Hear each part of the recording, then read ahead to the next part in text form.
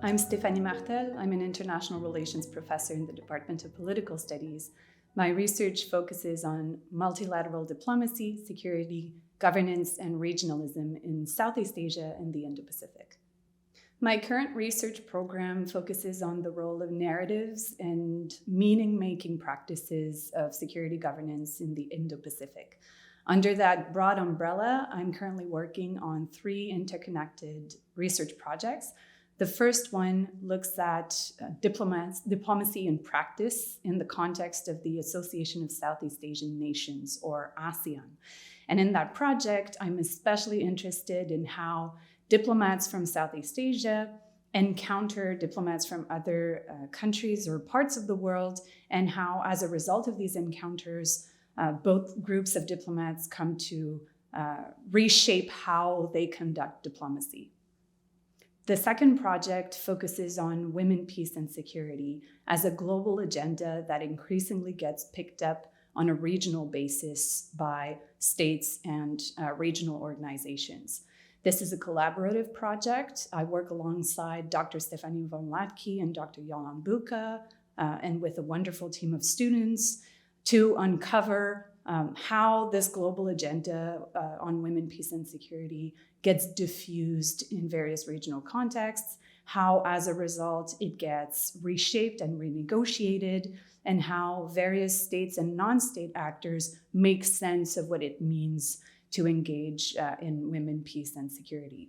And the interesting focus that I bring on Southeast Asia and the Indo-Pacific is important because while the global WPS agenda, as it applies to the region, its application to the region is fairly new, concern for gender and security in this region is really not new at all. And so I'm really interested in how this global agenda gets reshaped by regional perspectives on security and gender.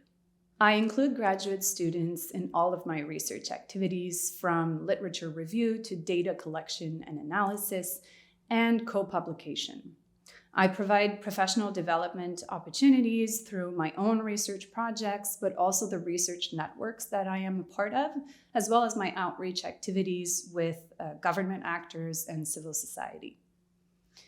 I hold regular professional development and research and writing retreats, meetings with my students where we discuss our work, provide feedback, and mentor each other. And I put special care in uncovering what is often referred to as the hidden curriculum in academia, making sure that my students are well equipped to meet their professional goals, whether these goals are defined in academic terms or outside of the academia.